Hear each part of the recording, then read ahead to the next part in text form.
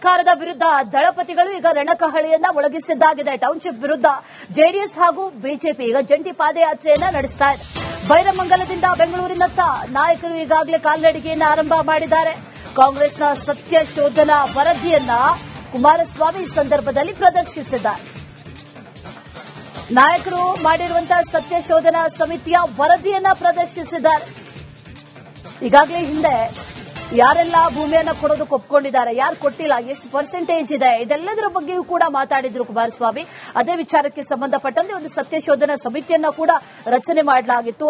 ಅಸಲಿಗೆ ಯಾರ್ಯಾರು ಇದರ ವಿರೋಧವಾಗಿದ್ದಾರೆ, ಯಾರು ಇದರ ಪರವಾಗಿದ್ದಾರೆ, ಇದೆಲ್ಲವನ್ನೂ ಕೂಡ ಈಗಾಗಲೇ ಆ ವರದಿಯಲ್ಲಿ ತಿಳಿಸಲಾಗಿದೆ. ಅದೇ ವರದಿಯನ್ನ ಈಗ ಪ್ರದರ್ಶಿಸಿದ್ದಾರೆ. ಈ ಸಂದರ್ಭದಲ್ಲಿ ಪಾದಯಾತ್ರೆ ಆರಂಭ ಆಗಿದೆ.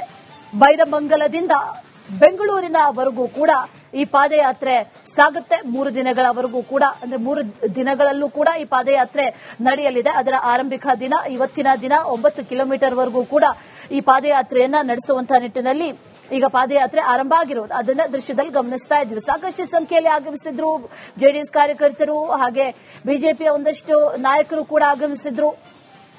ಬಿಜೆಪಿ ಹಾಗೆ ಜೆಡಿಎಸ್ ಜಂಟಿ ಪಾದಯಾತ್ರೆಯನ್ನ ನಡೆಸ್ತಾ ಇರೋದು. ಮುಖ್ಯವಾಗಿ ಜೆಡಿಎಸ್ ನಿಖಿಲ್ ಕುಮಾರಸ್ವಾಮಿ ಅವರ ನೇತೃತ್ವದಲ್ಲಿ ಪಾದಯಾತ್ರೆ ಆರಂಭ ಆಗಿದೆ. ರೈತರ ಪರವಾಗಿ ಪಾದಯಾತ್ರೆಯನ್ನ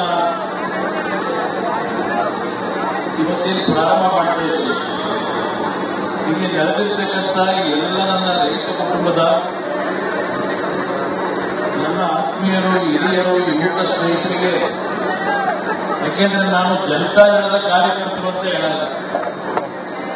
ಜನತಾದಳ ಇರ್ತಕ್ಕಂಥದ್ದು ಈ ಪಕ್ಷ ಉಳಿದಿದ್ರೆ ಗ್ರಾಮೀಣ ಪ್ರದೇಶದ ರೈತ ಬಂಧುಗಳಿಂದ ಅನ್ನೋದನ್ನ ನಮ್ಮ ಜೀವನದಲ್ಲಿ ನಾವು ಮರೆಯಬಾರದು. ಇವತ್ತಿನ ಈ ಒಂದು ಪಾದಯಾತ್ರೆ ಕಾರ್ಯಕ್ರಮ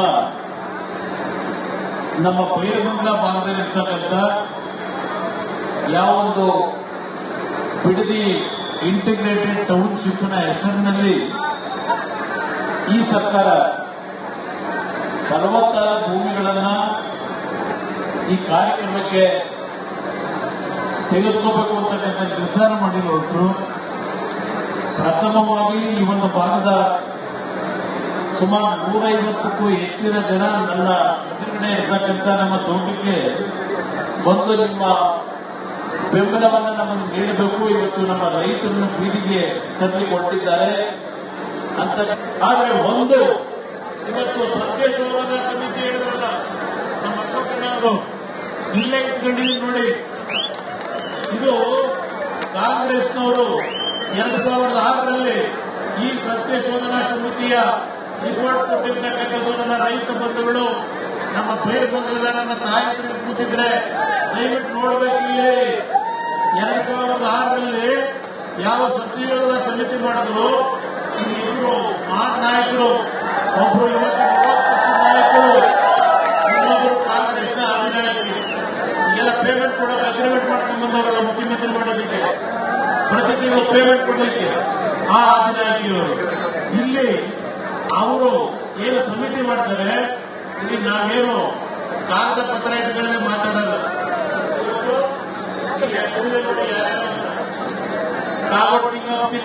ಅಧ್ಯಕ್ಷರು ಎರಡನೇ ಹೆಸರೇ ನಮ್ಮ ಬಿಡದಿ ಭಾಗದ ಅರ್ಥ ಮಾಡ್ಕೊಳ್ಳಿ. ಗ್ರೇಟ್ ಶಿವಕುಮಾರ್ ಅವರು ಈ ಸತ್ಯ ಶೋಧನಾ ಸಮಿತಿಯ ಎರಡನೇ ಹೆಸರೇ ಶಿವಕುಮಾರ್ ಅವರು. ಶಿವಕುಮಾರ್ ಅವರೇ ಕಾವಡಿ ತಿಮ್ಮಪ್ಪನವರ ಮೇಲೆ ಶಿವಕುಮಾರ್ ಇರಬೇಕೀಗ. ಏನು ವರದಿ ಕೊಟ್ಟರು, ಕೊಟ್ಟಿಲ್ಲ ವರದಿ ಏನು ಹೇಳ್ತಾರೆ. ಆದರೆ ಒಂದು ಇವತ್ತು ಸತ್ಯ ಶೋಧನಾ ಸಮಿತಿ ಹೇಳಿದ್ರಲ್ಲ ನಮ್ಮ ಅಶೋಕಣ್ಣವರು, ಇಲ್ಲೇ ಇಟ್ಕೊಂಡಿದ್ದೀವಿ ನೋಡಿ. ಇದು ಕಾಂಗ್ರೆಸ್ನವರು 2006ರಲ್ಲಿ ಈ ಸತ್ಯ ಶೋಧನಾ ಸಮಿತಿಯ ರಿಪೋರ್ಟ್ ಕೊಟ್ಟಿರ್ತಕ್ಕಂಥದ್ದು. ನನ್ನ ರೈತ ಬಂಧುಗಳು, ನಮ್ಮ ಬೈರಮಂಗಲದ ನನ್ನ ತಾಯಂದಿರು ಕೂತಿದ್ರೆ ದಯವಿಟ್ಟು ನೋಡಬೇಕು. ಇಲ್ಲಿ 2006ರಲ್ಲಿ ಯಾವ ಸತ್ಯಶೋಧನಾ ಸಮಿತಿ ಮಾಡಿದ್ರು, ಇಲ್ಲಿ ಇಬ್ಬರು ಮಹಾನ್ ನಾಯಕರು, ಒಬ್ಬರು ಇವತ್ತಿನ ನಾಯಕರು, ಇನ್ನೊಬ್ಬರು ಕಾಂಗ್ರೆಸ್ನ ಅಧಿನಾಯಕರು.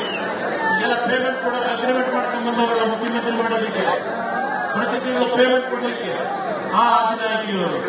ಇಲ್ಲಿ ಅವರು ಏನು ಸಮಿತಿ ಮಾಡ್ತಾರೆ, ಇಲ್ಲಿ ನಾವೇನು ಇದೇ ವಿಚಾರಕ್ಕೆ ಸಂಬಂಧಪಟ್ಟಂತೆ ಡೀಟೇಲ್ಸ್ ಅನ್ನ ಕೊಡ್ತಾರೆ ನಮ್ಮ ಪ್ರತಿನಿಧಿ ಸತ್ತಾರ್ ನೇರ ಸಂಪರ್ಕದಲ್ಲಿ ಜಾಯಿನ್ ಆಗಿದ್ದಾರೆ. ಸತ್ತಾರ್, ಈಗ ಪಾದಯಾತ್ರೆ ಎಲ್ಲಿ ಸಾಗ್ತಾ ಇದೆ, ಅದರ ಜೊತೆಯಲ್ಲಿ ಯಾರ್ಯಾರು ಆಗಮಿಸಿದ್ದಾರೆ, ಪಾದಯಾತ್ರೆಯಲ್ಲಿ ಯಾರು ಸಾಗ್ತಾ ಇದ್ದಾರೆ, ಡೀಟೇಲ್ಸ್ ಏನಿದೆ?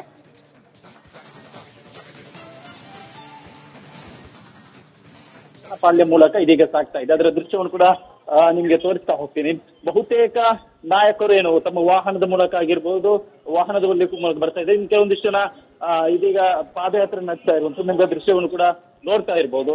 ಈ ಒಂದು ಪಾದಯಾತ್ರೆಯಲ್ಲಿ ಹಾಲಿ ಹಾಗೂ ಮಾಜಿ ಕೆಲವೊಂದಿಷ್ಟು ಶಾಸಕರು ಕೂಡ ಭಾಗಿಯಾಗಿದ್ದಾರೆ. ಜೊತೆಗೆ ಕೋಲಾರ ಸಂಸದರು ಕೂಡ ಭಾಗಿಯಾಗಿದ್ದಾರೆ. ಇನ್ನು ನಿಖಿಲ್ ಕುಮಾರಸ್ವಾಮಿ ನೇತೃತ್ವ ನಡೀತಿರುವಂತಹ ಪಾದಯಾತ್ರೆಯಲ್ಲಿ ಖುದ್ದು ನಿಖಿಲ್ ಕುಮಾರಸ್ವಾಮಿ ಕೂಡ ಪಾದಯಾತ್ರೆಯಲ್ಲಿ ಭಾಗಿಯಾಗಿರುವಂತದ್ದು. ಇನ್ನು ಕುಮಾರಸ್ವಾಮಿ ಅವರು ಇನ್ನೇನು ಚಾಲನೆ ಕೊಟ್ಟು ಹೊರಟಿದ್ದಾರೆ. ಜೊತೆಗೆ ವಿಪಕ್ಷ ನಾಯಕರಾಗಿರುವಂತಹ ಆರ್ ಅಶೋಕ್ ಅವರು ಕೂಡ ಈ ಒಂದು ಪಾದಯಾತ್ರೆಗೆ ಚಾಲನೆ ಕೊಟ್ಟು ಬೇರೆ ಕಾರ್ಯಕ್ರಮದ ನಿಮಿತ್ತ ಇದೀಗ ಬೆಂಗಳೂರು ಕಡೆ ಬಂದಿದ್ದಾರೆ. ಬಟ್ ಕುಮಾರಸ್ವಾಮಿ ಅವರು ಪಾದಯಾತ್ರೆಯಲ್ಲಿ ಭಾಗಿಯಾಗಿರುವಂತದ್ದು. ಕುಮಾರಸ್ವಾಮಿ ಜೊತೆಗೆ ಜೆಡಿಎಸ್ ನ ಹಲವು ಮುಖಂಡರುಗಳು, ನಾಯಕರು ಕೂಡ ಇದೀಗ ಪಾದಯಾತ್ರೆಯಲ್ಲಿ ಭಾಗಿಯಾಗಿರುವಂತದ್ದು. ಈ ಸದ್ಯಕ್ಕೆ ಬೈರಮಂಗಲಿಂದ ಹೊರಟಿರುವಂತಹ ಪಾದಯಾತ್ರೆ 1.5 ಕಿಲೋಮೀಟರ್ಸ್ ಆಗಿದೆ. ಈಗ ಕೆಂಪಯ್ಯನ ಪಾಳ್ಯದ ಮೂಲಕ ಬಿಡದಿ ಹತ್ರ ಸಾಗ್ತಾ ಇದೆ. Ashwini. All right Sattar, thank you ಡೀಟೇಲ್ಸ್ಗೆ.